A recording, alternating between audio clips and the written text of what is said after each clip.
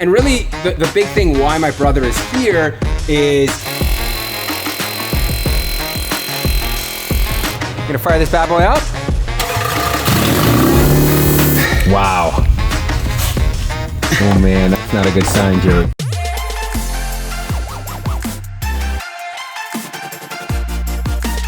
One of our most viewed project cars is back, my brother's 2001 Honda CRV.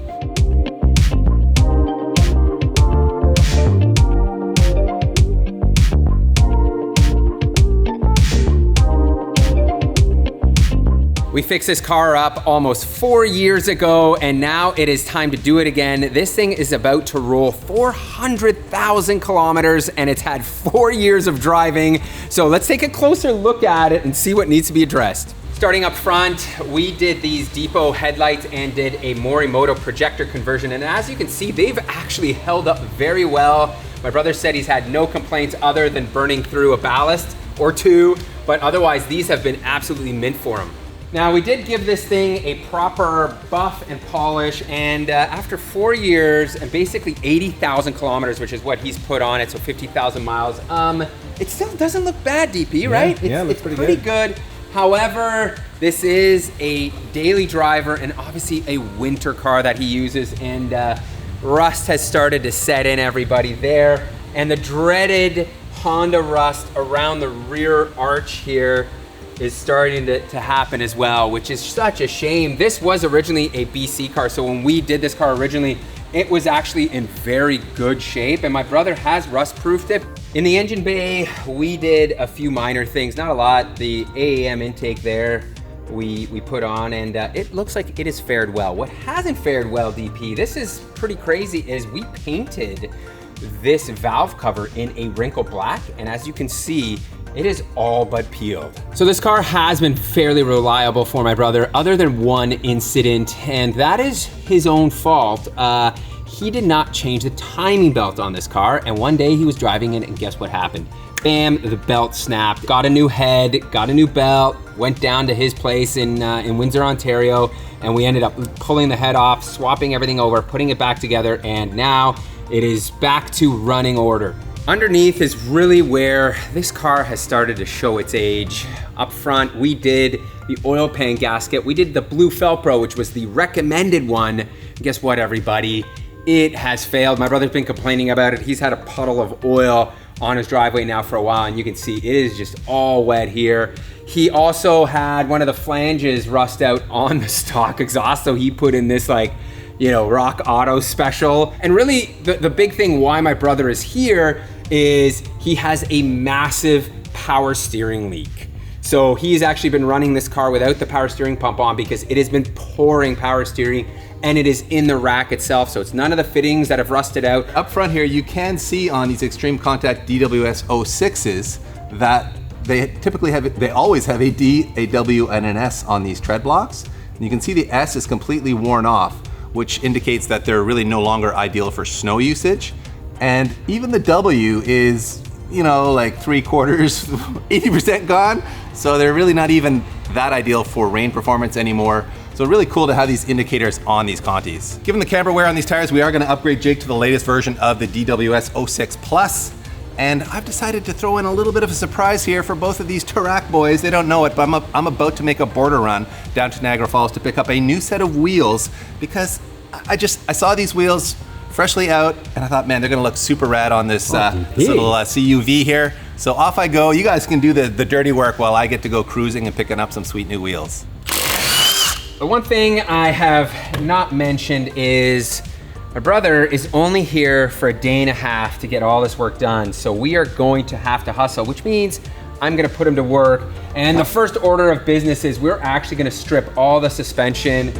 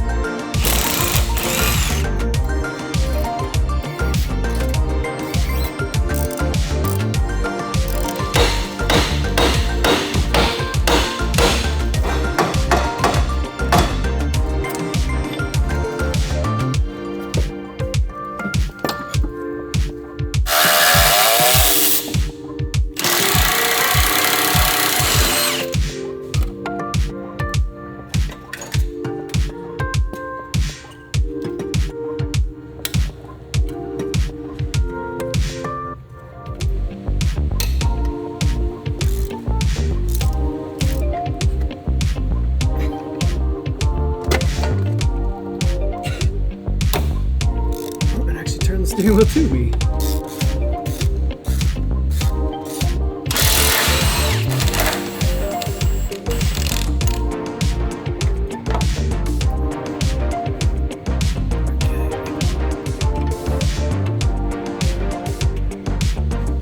Well, I put Jake hard to work there, and as you can tell by my body versus his, he's challenging Moose here for sweat and dirtiness, but this is the life of a Canadian car, everybody.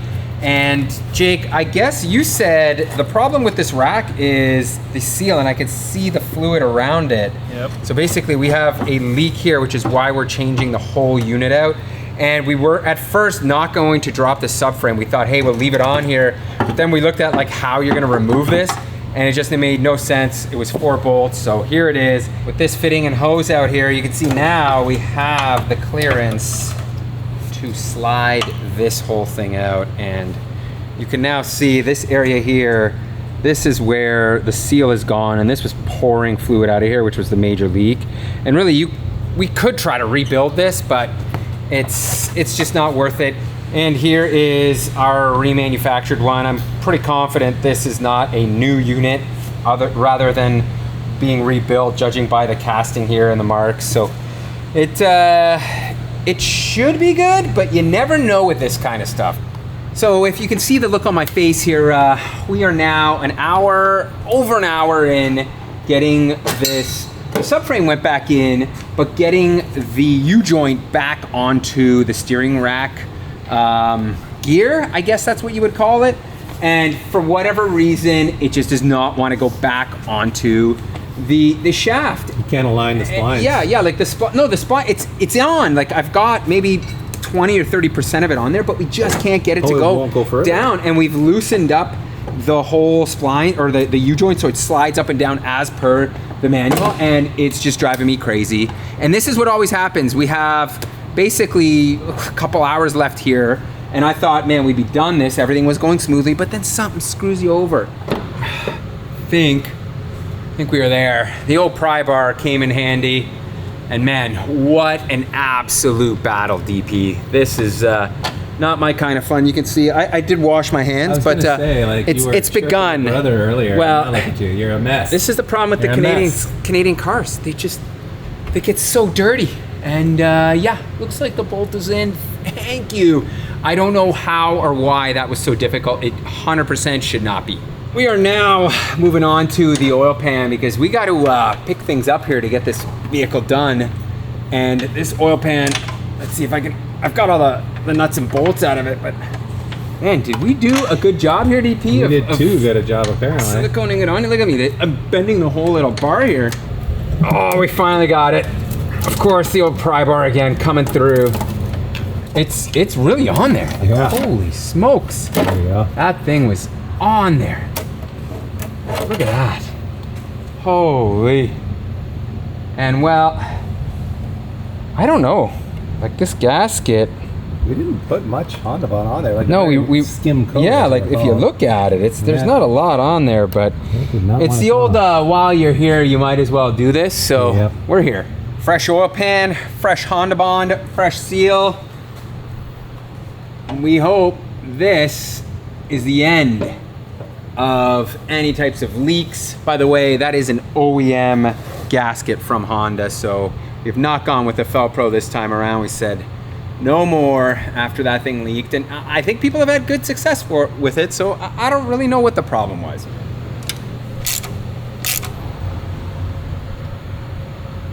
And what we're gonna do now is we are going to fire this thing up before putting everything together just to make sure that rack is good. We just put some Restore and Protect in there, filled up the power steering fluid. So Jake, you're gonna fire this bad boy up? Oh yeah, it's open exhaust, so.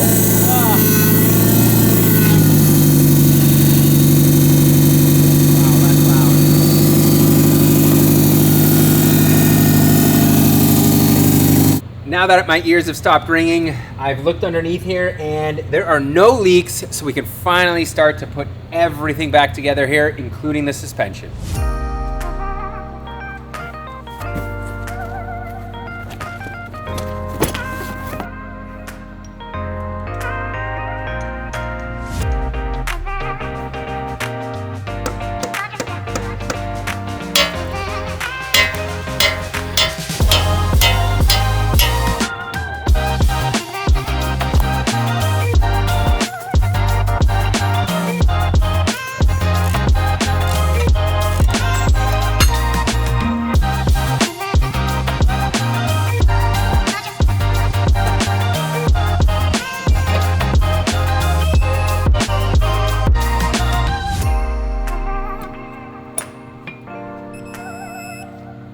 Bam, and there it is. Mini refresh on the front end done. Hard race adjustable upper control arm here. A plethora of OE plus parts, rotor pads, lower control arm, outer tie rod, axles. And as you guys saw, quick tip on the ball joint removal. Just use that hammer in a socket and just pound it out. We found that is the quickest way to get it out, and then you do need that press tool to get it back in. And at this point, we are 13 hours deep into today, so Jake is filthy. I'm kind of filthy. We got to go shower. We're exhausted. It's been so humid and hot in here. So that is it for today. We are coming back tomorrow to finish this thing. See you guys. And bam, we are back and ready to get started. In the rear, we're not doing too much. We're just doing some adjustable hard race camber and toe arms, just because this vehicle did have a bunch of camber wear here, and I'm pretty sure that is because we couldn't get the camber set up properly. The toe isn't a huge thing, but it's always worthwhile at this point. We're here, we might as well make the upgrades. Just check out the grime on those bolts, man. This thing has been undercoated, so thankfully, I think we are gonna be able to remove this here, Jake. Let's see what happens, put her on. Oh, good action. Well, there goes our light, but as you can see, that came out with zero fuss. This being a former BC car really has paid dividends here in these situations where, you know, we'd be dealing with snap bolts and real rust issues, where now it's all coming apart. Although, check out this, guys. We just noticed there is a massive hole forming here from rust, so we're gonna have to fluid film that. And these are notorious, absolutely notorious for spinning in the bushing, and this bolt looks like it isn't, which is a victory. And you can see this one has started to rust. This is what I'm talking about. Normally all of this would be rusty. You can see it's just started on the tip here.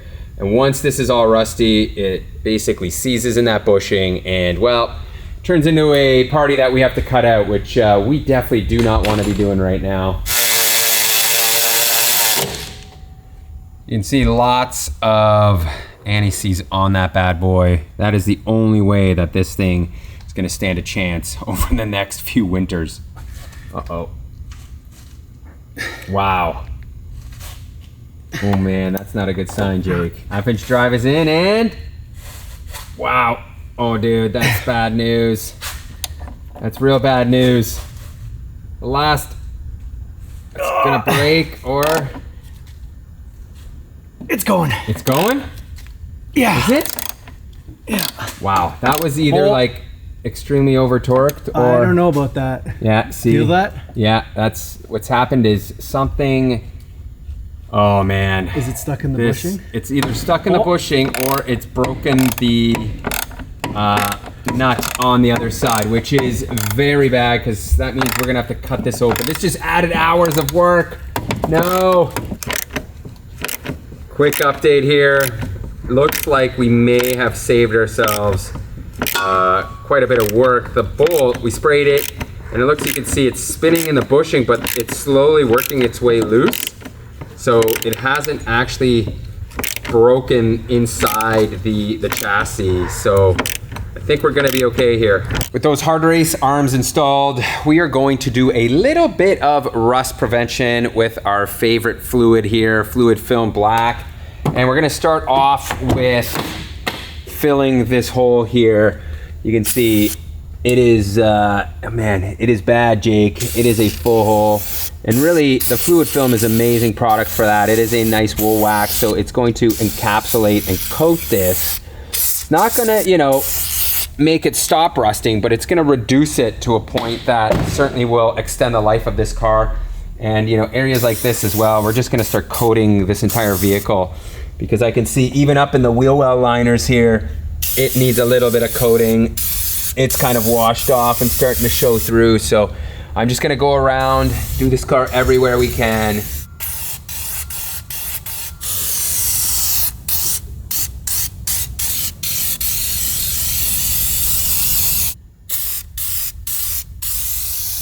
Well, it looks like the track boys pulled a late one, but I didn't have to get my hands dirty. I'm spotless here, everybody. And I'm pretty pumped to show you these wheels that we're springing on them here. This is Koenig's new Mark 1 or MRK1 wheel. It's part of their flow formed line. And you can see it comes in this really cool hyper carbon finish, which is like a dark chrome. It's a beautiful finish. What's special about this wheel design is it comes with this big threaded center section, which allows you to put this color matched aluminum cover over the lug nuts and then screw this metal cap on for a super clean look.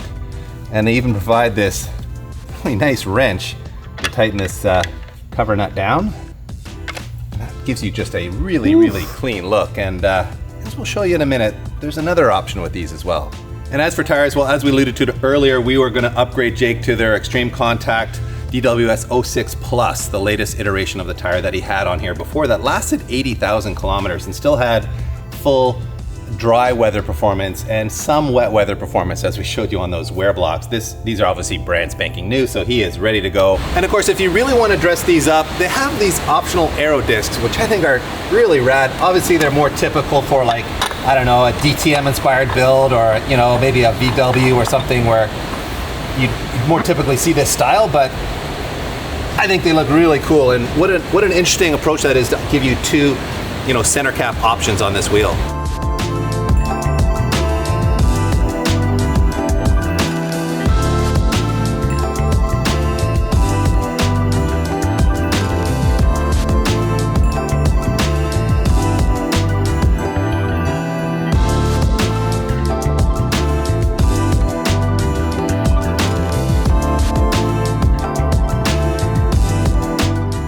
To get this car up to somewhat of a modern day standard from a infotainment unit, I have ordered this off of Amazon. It was remarkably cheap. It was like 160 bucks, which is crazy that this is an Android head unit. You're gonna get, you know, full CarPlay in here, all of the modern amenities per se versus something like this, which does look nostalgic, but I know for you, Jake, when you go driving around, this is still pretty old school. So let's swap this out and see how this looks. And 20 minutes later, there you have it. It is installed. This is a pretty big screen. It's certainly a large upgrade. The one thing that I don't love about it is it doesn't have a knob for the audio. You kind of have to use your hand and tap, but you know, you can't win them all for, again, $160. The technology is truly remarkable for what you get.